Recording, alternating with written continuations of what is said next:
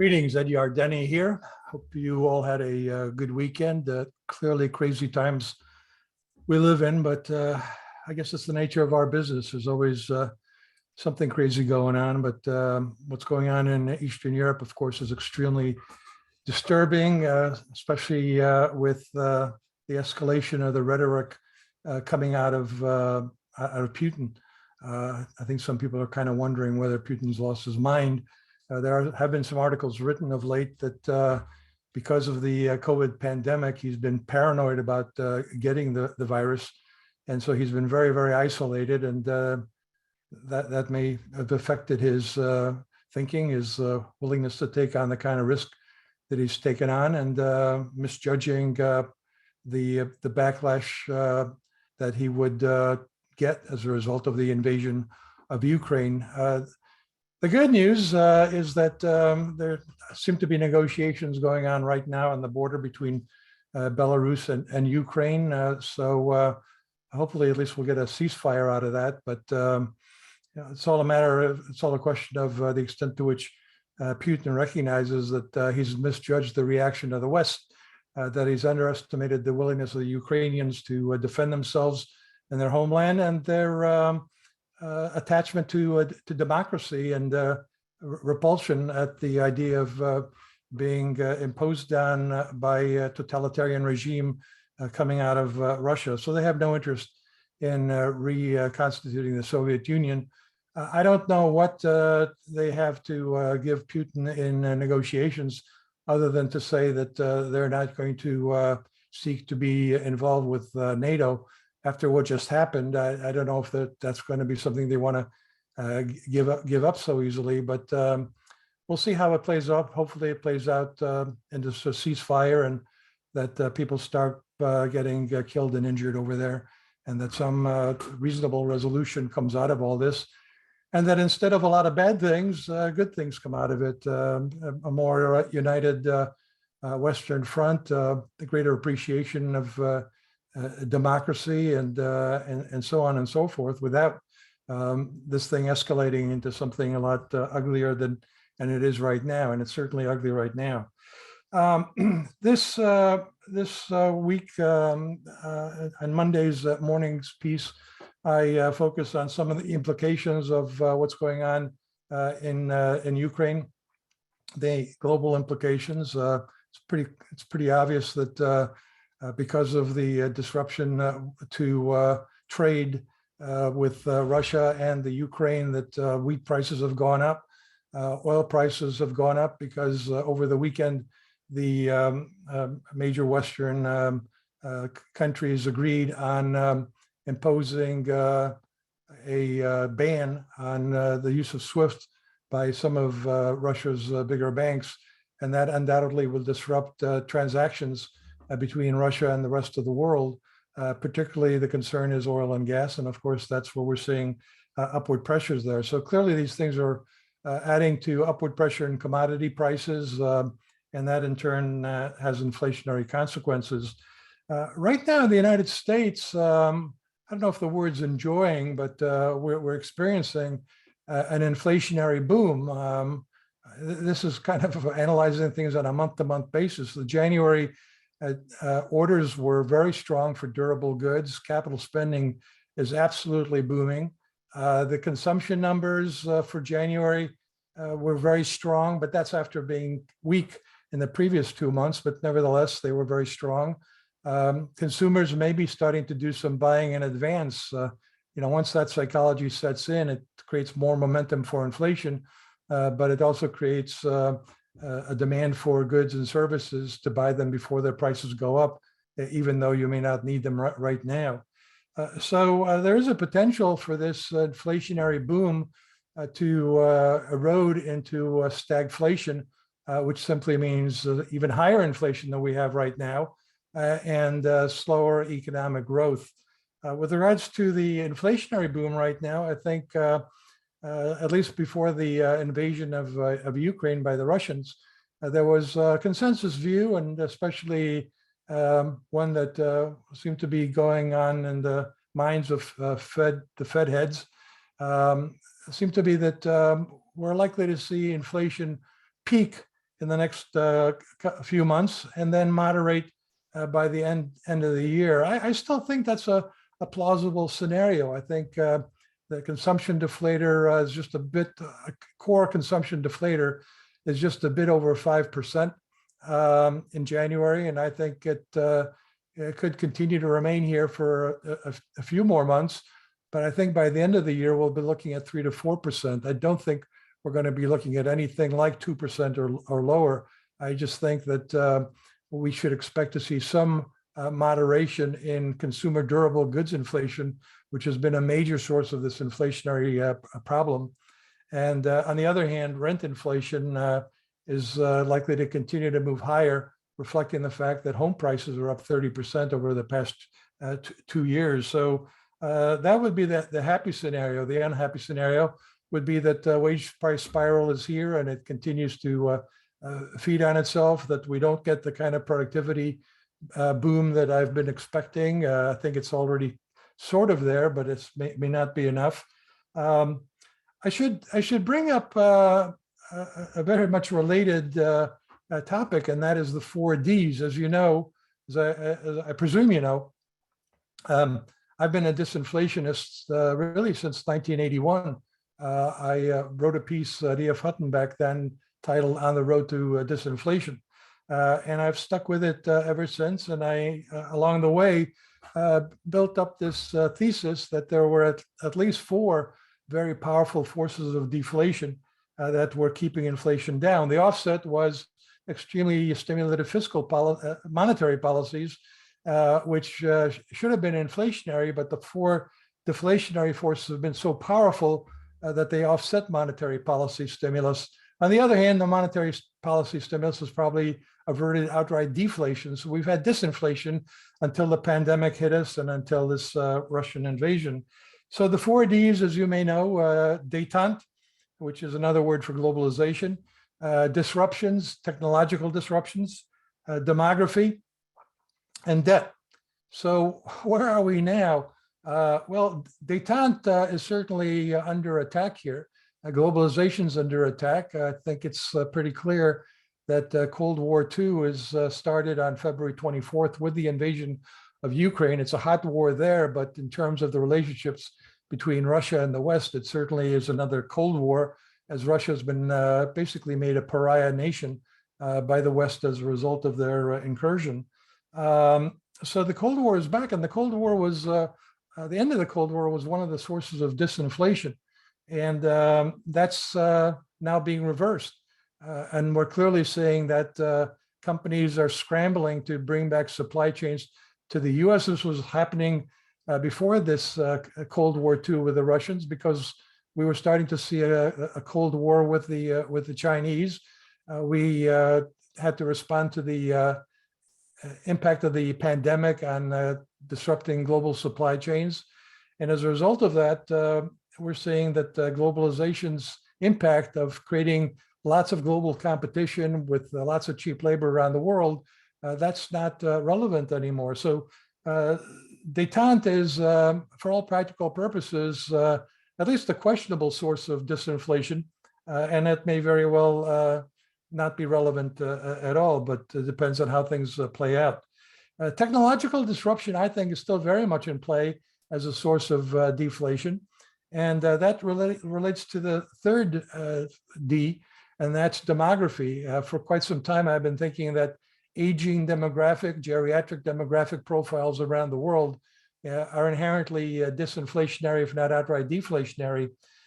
Now I've got a concern of where that could be amiss, or where I have to provide some balance, and that is labor shortages. Labor shortages are certainly a demographic phenomenon related to the collapse of fertility rates around the world, slower growth rates in populations, and rapidly aging populations, resulting in much slower growth in working age populations and labor forces. So that's what's happening here for sure. And I think the prospect is 0 to 0.5% growth in the labor force. And that is already causing companies, as they come to realize that they've got a problem with labor availability, to try to hold on to who they have and try to attract more, by raising wages. And as they do that, they pass that through to prices. So labor demography does have an inflationary component now in the potential for a wage price spiral as businesses respond to the labor shortages.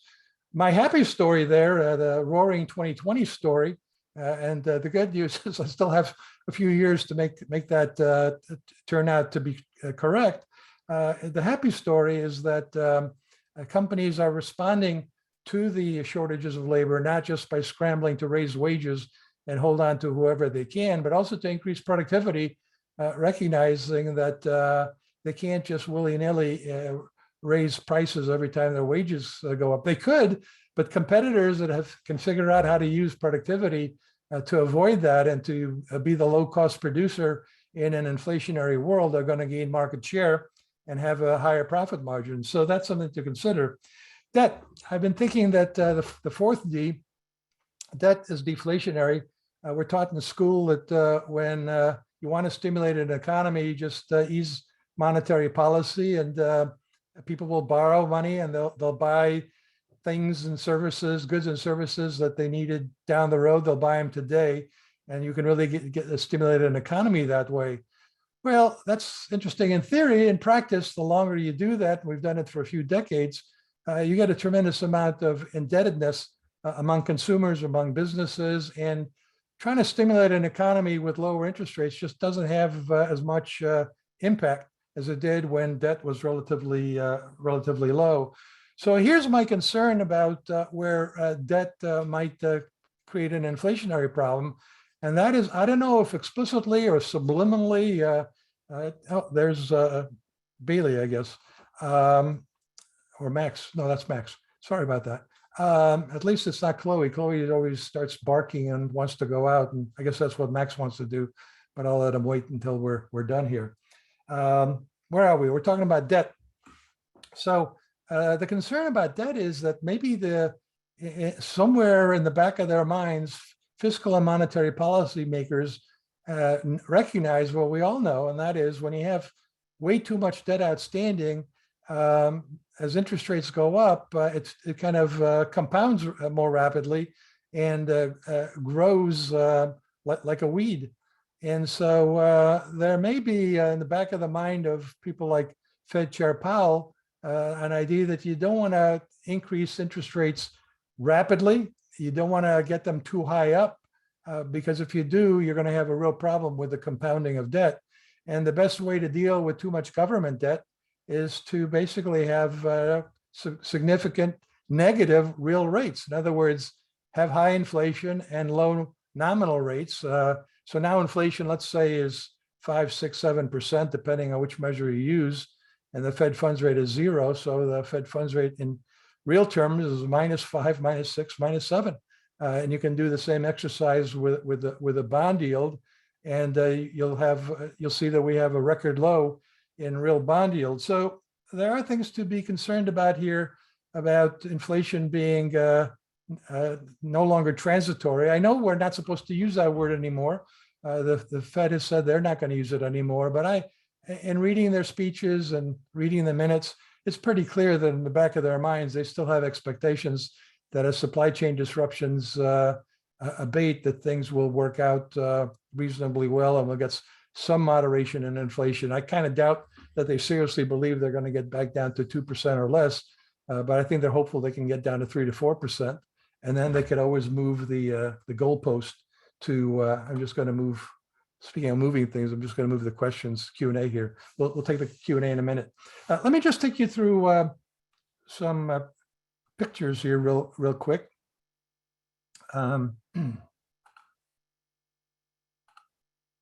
Okay, so this is the chart collection. Now that's for today. I gave you a big heads up on the morning briefing for tomorrow, and that's going to be largely about the 4Ds. But in terms of the markets, the volatility is probably going to continue here, and as we've seen since last week. And the question is whether there's a lot more downside. And from a sentiment standpoint, as you can see, we did get down to 1.04 on February 22nd last week. to the bull-bear ratio. A big increase in the number of bears, a big decrease in the number of bulls. The correction camp still has probably way too many people. You want to see those people becoming maybe more bearish. In any event, a reading of around 1 or less has in the past been a great buying opportunity. So I think for those who are willing to tolerate some of this volatility that we're seeing on a day-to-day basis, there are certainly opportunities to buy. And we continue to overweight energy for reasons we've discussed before. Financials, energy is a good hedge against inflation. Financials is a good hedge against rising interest rates. And we still like technology, given our roaring 2020 scenario. Getting some discounts on those stocks here is an opportunity. It's not something to get wildly bearish about. What's interesting is even though the bearish sentiment has been going up in the investors' intelligence numbers, we can see that it's highly correlated with the VIX. Neither of those are at this point flashing some real concerns about a recession. But these things can sneak up on you. They're not really great warning signals, because when they give you the warning, you basically are in the midst of the panic. And that's usually when I start talking about it's too late to panic, which happens to be my position right here. I have to admit, I'm not too good at calling tops and corrections, but I've been pretty good at calling when to get back in, just in case you were smart enough to get into the correction, to get out of the correction at the top. But I always find on CNBC, some of my competitors just consistently like to call for corrections. And the problem I have with trying to do that is you got to call both the top and the bottom to make it a meaningful call. So anyways, figure 5, here's the S&P 500 VIX versus the high yield corporate spread. That corporate spread is something to watch out for again. Again, it doesn't give you much heads up, but at least you know when you're really in trouble, when this thing kind of spikes up the way it's done in previous. This is bear markets and corrections, by the way. We're still working on this correction, trying to figure out how many days it is and how long it's going to be. It's not necessarily over. So meanwhile, the other reactions of the markets, we're still talking about 1.4, 1.5 and the 2-year Treasury note, which suggests that the market still expects 5 or 6 or maybe even 7 rate increases. I'm kind of in the 4 camp. I know there's some radicals out there who are saying that the Fed will never raise interest rates ever again. But I think at the March meeting, they will clearly indicate that there's now geopolitical risks in what they're doing, but I don't think that's going to dissuade them or try to get them to convince us that let's wait another meeting before we decide what to do. Meanwhile, I guess they and others are getting concerned about the yield curve narrowing here, heading towards 0, heading towards negative territory, which would be a sign of a recession. It's usually more of a sign of a credit crunch when the Fed's raising rates, and the Fed hasn't even started raising rates. I can't imagine that they're going to do 25 basis points at March and something will blow up in the credit system. There's so much liquidity in the system. We've discussed that before. Let me skip here. Here's that inflationary boom I'm talking about. You can see that we had this uptick in consumption spending, and you can see a lot of that was in goods, but it's been volatile of late. But it certainly doesn't look like it's coming back down to its pre-pandemic trend so far. So people are still loading up on dopamine in their brains. They continue to go shopping, and that makes them feel good. And now with the pandemic coming to an end, or giving us a break at least, services consumption is likely to really take off here. And as you can see, here's the story on the pandemic. That's pretty clear. This is what I'm pretty excited about. This is why I like charts like that support the roaring 2020s. As you know, I'm an optimist at heart. I had a happy childhood, but you can see the durable goods, non-defense capital goods orders have been extremely strong, and they just remember what they used to do. They used to kind of cycle around and hit these cyclical peaks. Now they're just kind of blowing away, and we're seeing a lot of strength in industrial machinery and other components of capital spending. Here's what I mentioned before, and we've looked at it before. This is the, now we have data for the PCED plus the CPI for each one of those. And you can see that the inflation rate here continues to spike up, kind of reminiscent of, or going back to great inflation kind of numbers. But look at the durable goods. That's been a huge contributor. And as I've said before, that's a sector that used to show declining prices, not soaring prices. And I think that's going to be a major source of moderation in inflation. But non-durable goods is going to be troublesome in food and energy for the next few months with what's happening in Eastern Europe and its impact on grain and oil prices, gas prices. And then services inflation continues to get a lift from rent inflation. I have some work in the charts where I look at the components that are most troublesome. New autos up 12.3% year over year. There is some hope in the 3-month annualized numbers that things are finally moderating there. And then used car prices are up 50.9% year over year. And you can see that the 3-month maybe is starting to show some signs of easing off. Bad news, on the other hand, household furniture and bedding is up 17.6%. You folks buying a lot of furniture and beds? Well, somebody is, and that's driving up prices. Maybe some of that's imported and you can't get it through the ports fast enough, and that's pushing up prices. And then his household major appliances, we know that builders are having a lot of problem getting material and getting things like appliances. So with that, let me turn to your questions. Let me see. Thank you, Michael. Michael noticed that I have a nice haircut. I appreciate that. My wife never notices. Patrick, Dr. Yardeni, there is a view out there that taking Russia off SWIFT will have some unintended consequences in terms of stopping some flows by mistake, leading to a Lehman-like scenario where contagion spreads by defaults, triggering other defaults, etc. What about ability of Russia to circumvent restrictions by establishing their own system with China, etc.? Certainly that'll happen. Great, good question.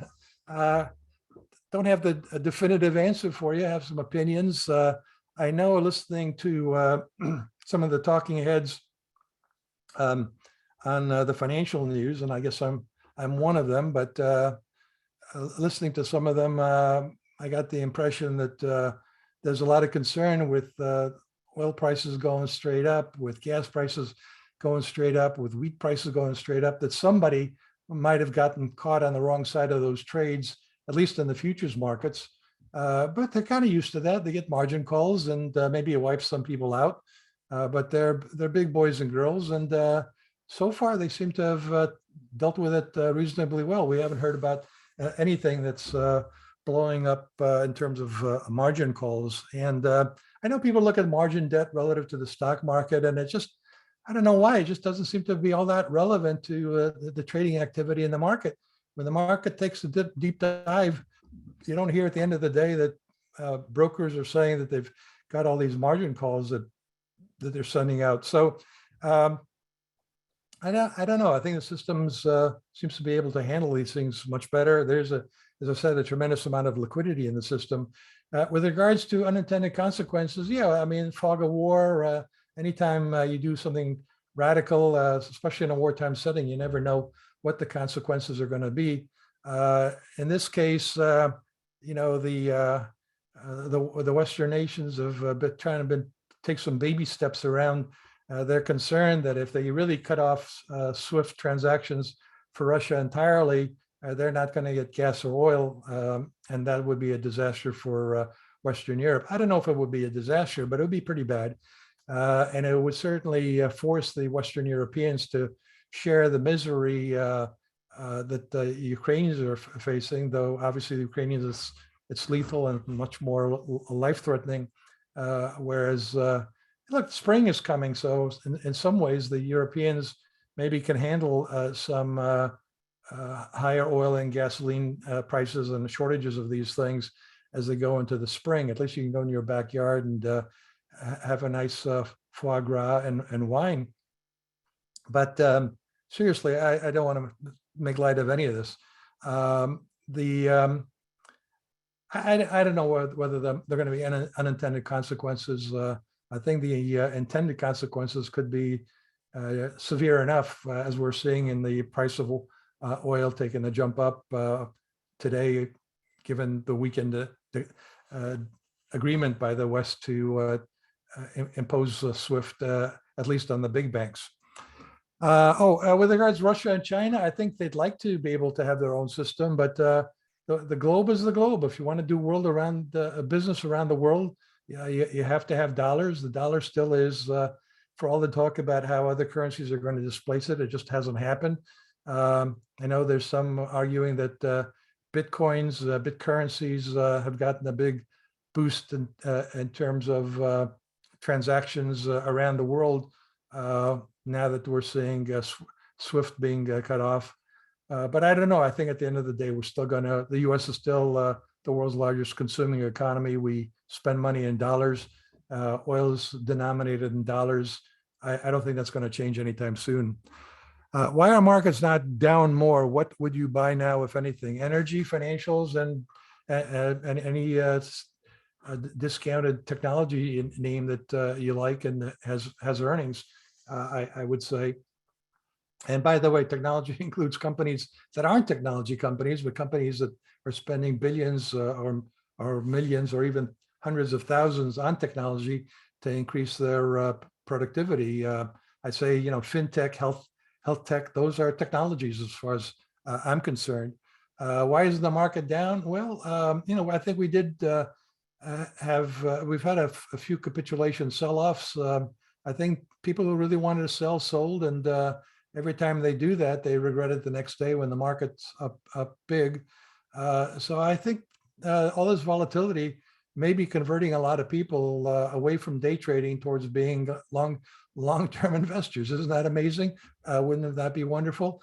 And I think we may be moving away from a momentum market. I think we have moved away from a momentum market to a stock pickers market. And if you do your homework, there's plenty of good ideas out there that will do well through thick and thin, even with the geopolitical disturbances we have out there. Jay, hearing Lehman moment crash from SWIFT, any color around that? When you have 2 points, you can connect them with a line. So tell you the truth, I haven't really heard that story. I've heard stories about the soaring commodity prices creating margin call issues.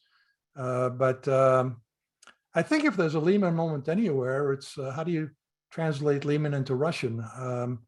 I think it would be a run on the banks in Russia, and it would serve them right. Not the Russian people, but it would certainly, anything that gets the Russian people angrier at Putin, what's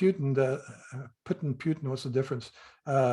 Get him angry at him, the sooner the better, and hopefully overthrow him.